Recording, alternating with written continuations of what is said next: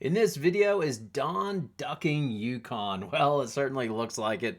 That's what we're going to go into. Yes, it's a bit clickbaity. I imagine the thumbnail will be, but I thought we'd take a quick look at that. And then in the next video, I will get back to the UConn series on various players. I think the next one's going to be Caroline Ducharme. Before we start, if you enjoy the content, then please consider subscribing to the channel and giving the video a like. All right, here we go. The CT Insider reported on Friday that South Carolina UConn will not play in 25-26. The South Carolina newspaper, went to South Carolina for comment, and they would neither confirm nor deny. But at this stage, it's looking like UConn, South Carolina, will not match up in the 25-26 season. UConn and South Carolina have met up 16 times in their history and have played each other in the last 11 regular seasons. UConn leads the overall series 11-5, but South Carolina had the upper hand going into last season as they had won the 4 previous matchups, but then everything flipped obviously last season as UConn went into Colonial Life Arena and gave them a beatdown 87-58, ending their 71 game winning streak. And then in the championship, UConn won again by 23 points, and they handled them pretty comfortably in the second half. So those are the facts. Now here's where the speculation part goes, and the main speculation will be who called off the series. I think it's fairly obvious. The other one's going to be why was the series called off or the series not renewed for a few more years. And there were a few theories on these. So first of all, in terms of who called it off, I think it seems fairly obvious that it's South Carolina that did not want to re-up on the series. The reason I say that, it's pretty obvious that UConn would have been keen to keep this going, as due to the Big East, they really need to have a strong non-conference schedule, and South Carolina is an excellent measuring stick for UConn to see how they are progressing. It was almost set up too perfect last year. So they took a beat down from Tennessee, licked their wounds, went back to the Big East, got their confidence back, and then got to measure themselves once again versus South Carolina, and that really set up their season. I'm sure they would have been keen to try to have something like that set up once again. On the other hand, South Carolina is not lacking strong competition as they play in the SEC. LSU should be tough. Tennessee as well as Texas. So there's going to be plenty of teams to challenge them. And Dawn Staley had a bit of a bee in her bonnet at the end of last year when UCLA was given the #1 overall tournament seed. Her reckoning was the Gamecocks had recorded a 16-3 record against Quad 1 opponents that season.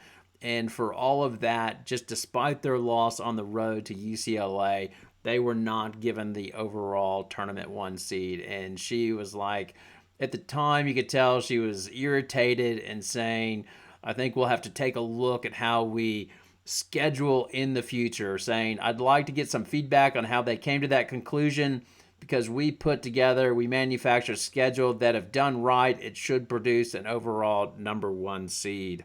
I will say this, I'm in agreement with Staley. I didn't think, despite their loss to UCLA at UCLA, and I know they got them good, I still thought USC was clearly better than UCLA last year. I really wanted to see them match up in the Final Four, but you can always argue with what the committee does. However, that wasn't even the worst thing they did. The worst thing they did was setting up UConn and Southern Cal to meet up in the Elite Eight prior to Juju Watkins' injury. I'm not sure what they were thinking on that. It was crazy, in my opinion, that was set up that way, and then sending UConn all the way across to the West Coast and then have to fly east was not ideal. So, but you're always going to have complaints regarding what the committee does. If you have the best team, you should overcome it, and essentially that's what UConn did. But back to the question, why isn't UConn, South Carolina happening? So, again, scenario one is that Dawn Staley was unhappy with the committee and didn't feel she got the respect her team deserved for a tough schedule. Scenario two, and much more enticing to YouTubers like me, is bad blood. This series got a little bit contentious at times.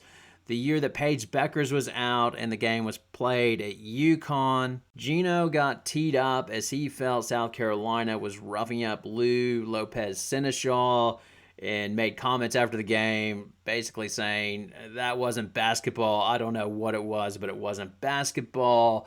And then Staley fired back, taking exception, saying whenever we win a tough, hard game, nobody credits our defense. And they used coded language, and it went from there. But they played nice after that. It didn't seem to be much of an issue. Recently, we have had Statue Gate. So after UConn won the championship, I think Gino was looking at all the different players and saying if you only had one championship, you were at the back of the bus. And then made a crack that some schools, they put up statues for players that have won one championship. He didn't mention any schools or programs. But then recently, Dawn Staley had her statue put up at South Carolina. And at full context to this as well, she initially declined to have a statue done for her, but then South Carolina talked her into it, saying it'd be good to represent. There are not many statues for black female women, and she agreed to do it. And at the speech, she made a comment that the first statue was given to A'ja Wilson for things that she'd done in her life, for winning at her life, not just for a championship. So it was a fire back in a lot of ways. At Gino Auriemma, it was seen, and that's Statue Gate. Do I think any of these things contribute to the series not happening? No, I don't. I think that's the shame of it, really. That's the type of thing that's innocent stuff enough, little petty back and forth that makes a series great. That's why it's such a shame it's not going to happen.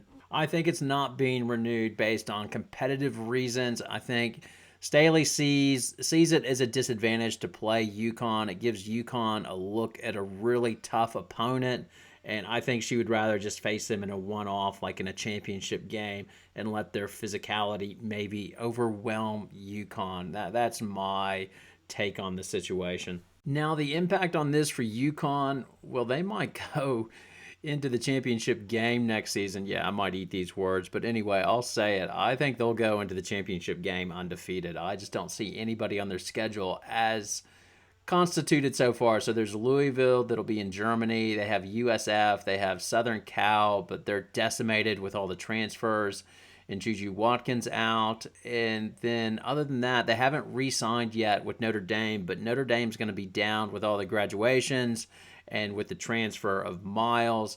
So yeah, I think I don't see anybody that can. There'll be Tennessee that and that game's at UConn.